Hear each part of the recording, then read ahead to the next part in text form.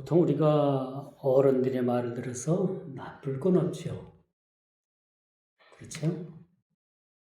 어른이라고 하면 그만큼 세상을 이 젊은 층보다 많이 살았고 그 오랜 경험을 통해서 젊은 사람들에게 많은 교훈적인 것들, 많은 또 의미 있는 그런 인생의 경험들을 말해줄 수 있기 때문이라고 말씀드릴 수가 있어요. 왜 어른이라고 하는가? 그만큼 젊은이들보다도 선언적인 지식이 풍부하기 때문에 그렇다고 볼 수가 있어요. 그들의 인생은 경험이 풍부하고 새로운 경력이 말해주기 때문이라 라고 말씀드릴 수가 있어요. 오늘 본문의 말씀도 어른들의 말을 들을 것인가 젊은이의 말을 들을 것인가. 솔로몬 사후 이후에 솔로몬의 아들 르호보암이 왕이 되었는데 그 솔로몬 시대에 솔로몬 왕의 낯을 피해서 애굽으로 그렇게 어찌 보면 이건 뭐 도망갔다 하지만 이건 우리 현대의 말로 바꾸면 정치적인 망명이라고 볼 수가 있어요. 왜? 그 뜻을 갖지 못하고 그렇게 이제 다른 나라로 망명을 가게 되는 것이라고 볼 수가 있겠죠. 이 여로보암이라는 인물이 솔로몬이 죽었다는 소식을 듣고 이제 솔로몬의 아들인 르호보암을 찾아와서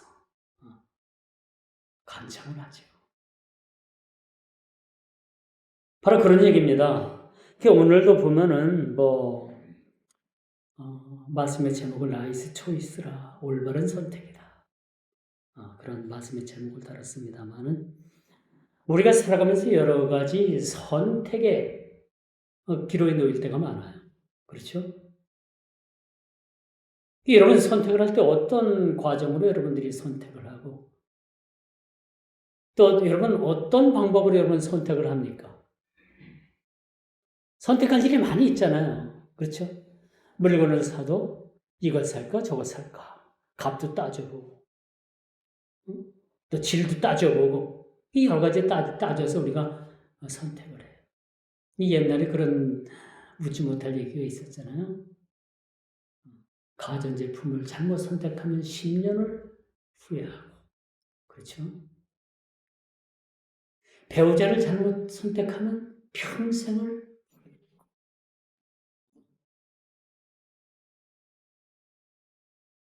우리가 종교를 잘못 선택하면 왜? 영원한 지옥불에 떨어진다. 맞아요, 틀려요. 그러니까 늘 우리는 이런 선택의 기로에 놓여 있는 거야. 그래서 참 사는 게 쉽지 않잖아요. 또 선택하는 게 쉽지 않잖아요. 여러분들이 잘 모르고 아이고 좀 헷갈리면 기도하세요. 하나님, 이 둘 중에 어떤 걸 택해야 되겠습니까? 의의 길로 가야 되겠습니까? 아니면 이 불의와 더불어서 재물을 선택하겠습니까? 가난한 의의 길을 가겠습니까? 부한 불의의 길을 가겠습니까? 이건 선택할 것도 없이 여러분들이 가난한 의의 길을 가야 되는 거예요. 이런 거 가지고 고민할 필요는 없어요. 근데 오늘 왕의 신하들이 와가지고 누굴 택할 것인가? 나이 많은 연로한 그런 연장자인 그런 원로들의 말을 들을 것인가? 자기 친구, 자기 젊은이들 혈기가 펄펄 그렇게 뛰는 자기 친구들의 말을 들을 것인가? 라는 그 왕의 선택의 기로가 놓여 있음을 우리가 보게 됩니다. 본문을 우리가 12절까지 읽었습니다만 보통 여러분들이 이 본문의 내용이 어떤 내용인지 알았을 거예요. 그렇죠? 여러분 같으면 누굴 택하겠습니까? 나이 많고 경륜 많고 선험 지식이 많은 그런 원로들, 나이 많은 그 노인들의 말을 듣겠습니까? 아니면 말하는 것마다 유행이고 말하는 것마다 신세대고 말하는 것마다 그냥 요즘 누굽니까? 연예인들 말 하나 뭐 이상하게 하면은 그게 유행이 돼가지고 그 말이 그냥 온 세상 다 퍼지잖아요. 그렇죠? 이런 젊은 세대 말을 들을 것인가? 이런 선택의 기로에 놓여 있는 것을 보게 돼요. 그리고 그 선택의 결과는 아주 오늘 본문에 보니까 굉장히 어느 쪽을 택하냐에 따라서 나라가 두동강이 나고 나라가 분열을 갤 수 있는 위기까지 그렇게 일어날 수 있다는 것을 우리가 보게 되는 거죠. 이 여로보암 왕이 노인들의 말을 듣지 아니하고 젊은이들의 말을 들었을 때 이제 나라가 둘로 갈라지는 거예요. 원래 이스라엘이 12지파 아닙니까? 12지파인데 12지파에서 베냐민 지파하고 유다 지파만 빼놓고 나머지 10지파가 반기를 들고 나라를 세우게 된 거예요. 나라를. 마치 우리나라가 공산주의와 자유민주주의가 1948년도인가요? 따로 양쪽에서 정부를 북한 정부 따로 만들고 남한 정부 따로 만들었잖아요. 이런 꼴이란 얘기죠. 근데 왜 하나님께서 이 르보암 시대에 왜 하나님께서 나라를 두동강으로 만들었을까?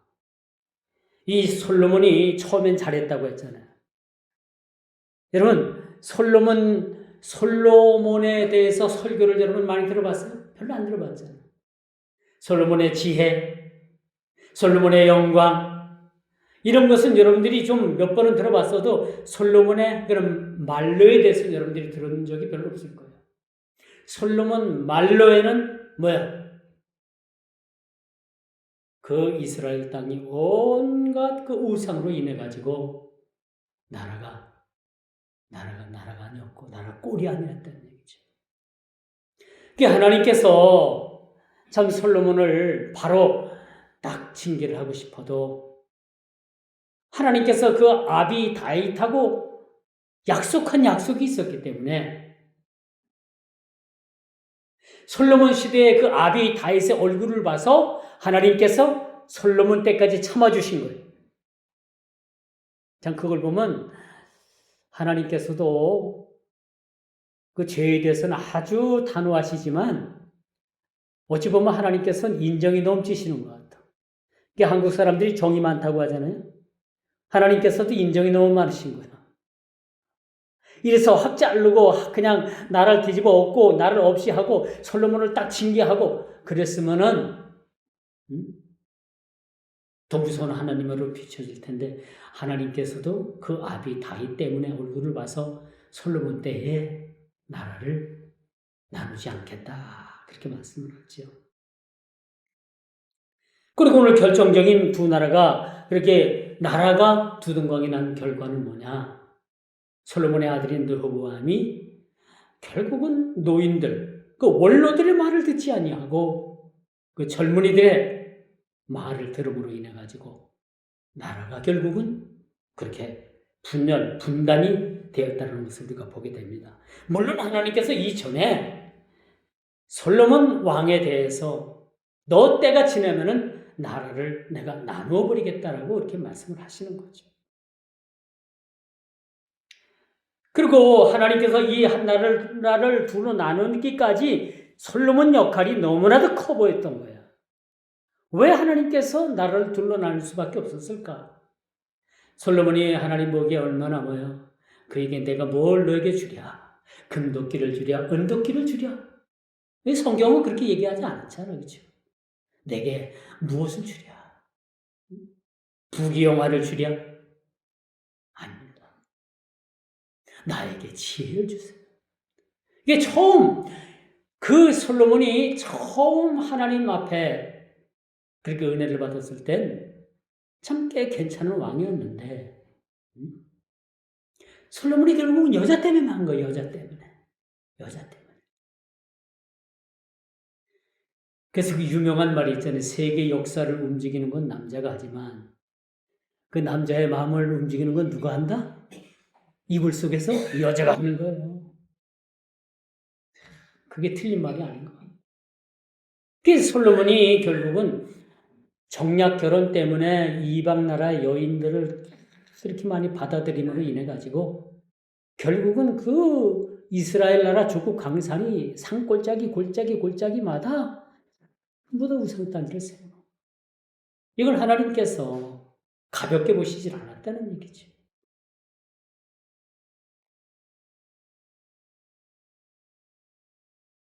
성경은 그 아비 다윗의 얼굴을 봐서 자식인 솔로몬 때까지 참았어요. 하나님께서. 인내하신 하나님. 오래 참으신 하나님. 하나님도 참으시는 거예요. 참으시지만 반드시 때가 있다는 것만 우리가 기억을 해야 돼요. 응? 내가 뭐 이래도 하나님은 아무래도 간섭도 없고 뭐 아이고 하나님은 뭐 응? 그냥 아무렇지도 않으시네. 아니에요. 모든 것은 다 때가 있어요. 갈라디아서에 보면 때가 참해. 그렇죠? 때가 참해. 그렇게 기독교를 핍박하고 기독교를 그렇게 없이 여겼던 로마가 AD 313년 콘스탄틴 노플 대제가 칙령을 내리죠. 어떤 칙령? 기독교를 공식적으로 공인을 하는 거예요. 주후 313년에. 그때부터 기독교가 확 꽃을 피우고 로마가 국교가 기독교가 된 거예요. 그러고 나서 기독교가 더 번창하고 세계적인 그런 번영을 이룰 줄 알았는데 그렇게 숨어서 종교 신앙생활하고 잡히면은 다 가서 그냥 순교당하고 기름가마에만 튀어서 죽고 투백혀서 죽고 목이 잘려 죽고 그렇게 핍박을 견디면서 신앙생활하던 그 신앙할 때보다 기독교를 국교로 공인을 딱 해놓고 보니까 그때부터 뭐가 되느냐? 기독교의 결국은 타락이 시작이 되는 거예요. 기독교가 급속도로 타락한 게 언제인지 압니까?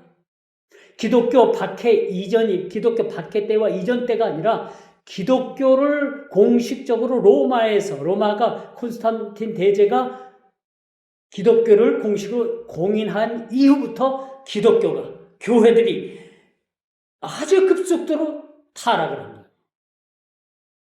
놀랍죠? 그렇게 자유를 주고 그렇게 예수를 잘 믿도록 그렇게 보장을 해놓으니까 오히려 타락을 하게.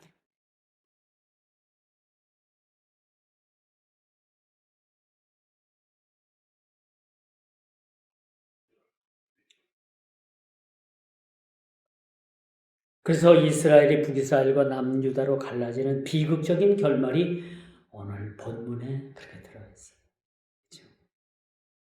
겉으로 보기에는 정치적 갈등과 세금 문제로 나라가 찢어지는 것 같지만 이 사건이 우연으로 보면 안 되는 거예요.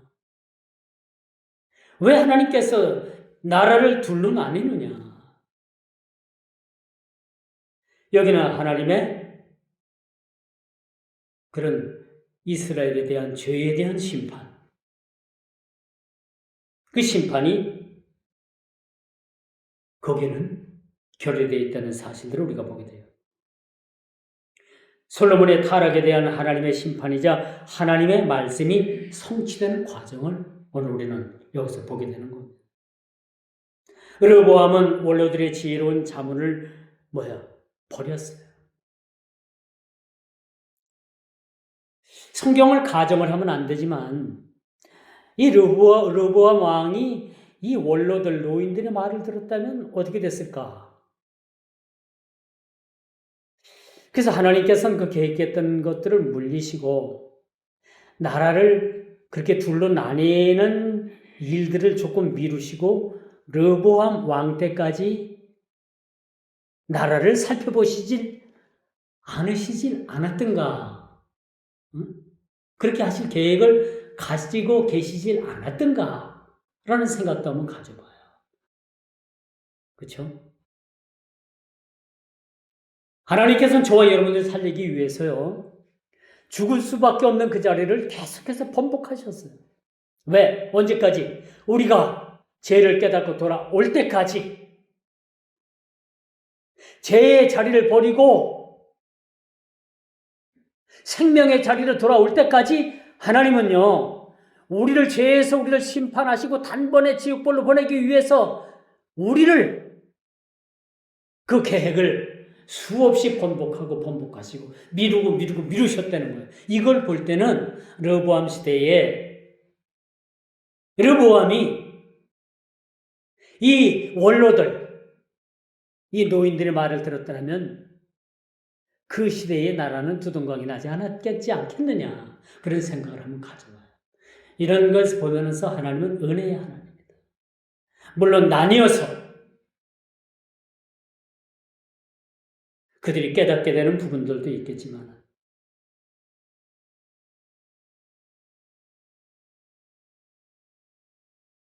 르호보암이 젊은 소년들의 말을 듣게끔 이미 설계되었다는 것, 또 이미 이 일을 설정하기 전에 하나님께서 르호보암의 마음을 읽고 계셨다는 것, 우리도 이걸 또 간과할 수가 없잖아요. 그렇죠? 하나님의 계획, 섭리, 예정, 이것은 하나님은 계획하시고 예정 가운데 계획하시고 섭리하시고 간섭하시는 것이 우리 개혁주의 신앙입니다. 어떻게 결론이 났든 하나님은 그 가운데 간섭하시는 거예요. 계획 가운데 우리가 움직여지는 것이라고 볼 수가 있어요. 이게 모든 게 다 하나님의 계획이고 간섭입니다. 근데 가끔 이런 하나님의 말씀을 곡해가지고 신호를 딱 기다리다가 빨간불인데 나 빨간불에 달려가도 하나님께서 나를 보호해 주실 거야 하고 악셀을 밟고 빨간불에 지나가면 그 하나님께서 보호해 주실까요? 그건 아니에요.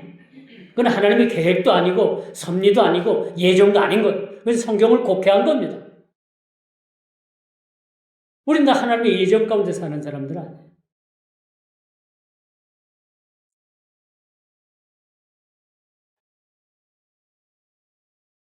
여기서 르호보암의 타락한 인간의 본성이 하나님의 지혜보다 자신의 권력을, 자신의 정욕을 따르기를 좋아했음을 보게 되는 거예요. 물론 하나님께서 나라를 둘로 나누신다라고 말씀을 하셨지만 르호보암이 어떤 결정을 하는가를 하나님은 르호보암의 태도를 살펴보고 계셨던 거예요. 그러니까 어떻게 결정하는가를 하나님은 지켜보고 계셨던 거죠.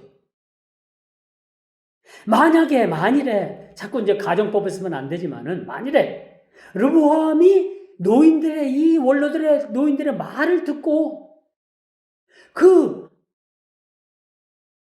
자신에게 왔던 여로보암 뜻을 달리했던 이 사람들을 포용했더라면 결국 하나님께서는 르호보암 시대에도 태평성대를 저는 열어주셨을 것이라고 반드시 저는 확신을 해요.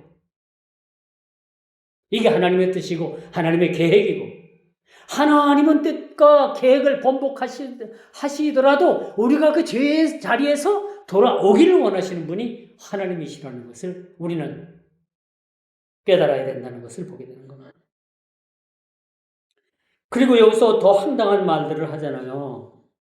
내 새끼손가락이 내 아버지 허리보다 굵으니 이렇게 말을 하고 하나님 없는 인간의 교만이 얼마나 파괴적인가. 내 아버지 허리가 내 새끼손가락보다도 내 새끼손가락보다도 더 가늘다. 내 새끼손가락이 더 굵다. 그러니까 내 아버지는 내 아버지가 너희를 징책한 것보다 나는 더 큰 고통으로 너희들을 징치하겠다. 그렇게 얘기를 하는데 거기 남아있을 사람이 누가 있어요? 그렇지 않아요? 나부터라도 에이 버리고 우리도 나라 하나 세우자. 그 얘기가 나오는 거 아니에요?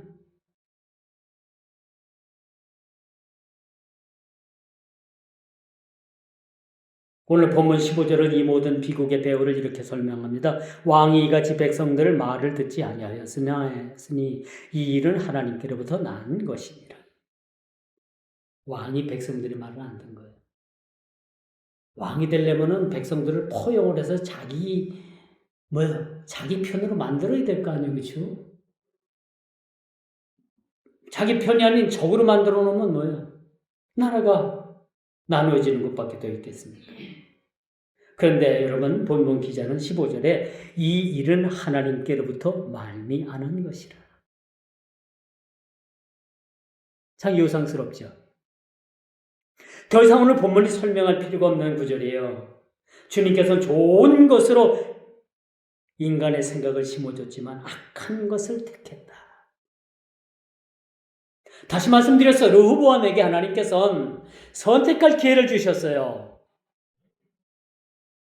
그런데 르호보암은 그 선택의 기로에서 선을 택한 것이 아니라 악한 것을 택했다라는 것을 보여주고 있습니다.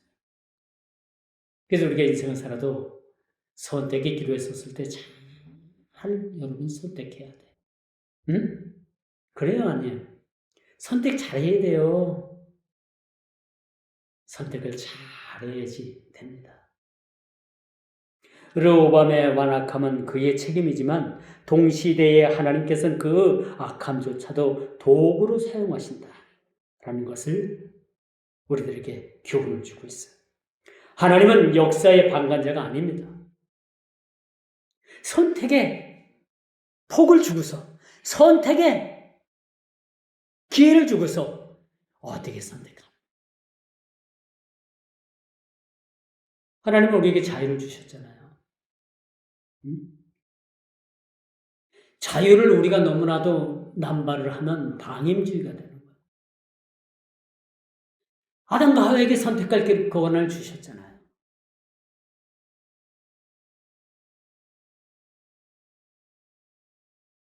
하나님은 인간의 실수까지라도, 하나의 죄악까지라도 그 하나님의 거대한 계획 속에서 주관하시는 거예요. 우리가 어떻게 선택을 했든 간에 하나님은 그에 따라서 주관하시는 분이시다. 이제 말씀의 결론을 맺습니다. 오늘 본문 기자는 우리에게 질문합니다. 우리는 르호보암처럼 내 힘과 권력을 의지하며 공동체를 깨트리는 길을 가고 있지 않은가? 하나님께서 선택의 길을 주셨는데 악한 길을 선택을 하지는 않는. 진짜 우리가 가는 길이 하나님 앞에 온전한 길인가? 아니면 하나님의 주권을 인정하면서 그분의 말씀에 순복하는 그런 길을 가고 있는가? 오늘 본문은 우리에게 이런 교훈을 주고 있어요. 그러나 여전히 선택은 우리에게 있습니다. 그렇죠? 그 선택에 따라서 하나님께서는 그에 따라서 우리들에게 하나님 계획 가운데 일을 행하시는 거예요. 아담과 하와가 먹지 말라는 선악과를 선택을 해서 불법으로 따먹었잖아요. 그런데 그것까지도 하나님께서는 계획 가운데, 예정 가운데 두시고 결국은 예수 그리스도를 보내가지고, 그렇죠? 그 죄 지은 최초의 인간, 그 인간은 다시는 그 죄로 인해서 죽을 수밖에 없는 그 인간을 대신해서 예수 그리스도를 보내주셨다는 사실이에요. 이걸 보면 하나님의 계획은 우리가 어떤 말로 표현할 수 없는 신묘막측한 그런 일을 행하시는 분이 하나님이시다라는 것을 오늘 우리가 깊이 깨닫고 저와 여러분 오늘도 주님 앞에 어떤 선택을 할 것인가, 또 어떤 선택의 기로에 놓여 있는가, 지금 택한 이 선택이 진정을 하나님께서 원하시고 뜻하시고 하나님께서 보시기에 아름다운 선택인가 라는 것을 우리는 늘 염두하면서 세상을 살아갑니다. 나의 가는 이 길이 올바른 길인가? 올바른 선택한 길인가? 아니면 그릇된 길인가? 아니면 빨리 돌아서야 되겠죠. 그렇죠? 끝까지 우리가 옳은 길 따라서 그 의의 길을 우리가 끝까지 경주하는 우리 성도들의 삶이 되기를 주님의 이름으로 축원하면서 말씀을 맺도록 하겠습니다. 기도합니다.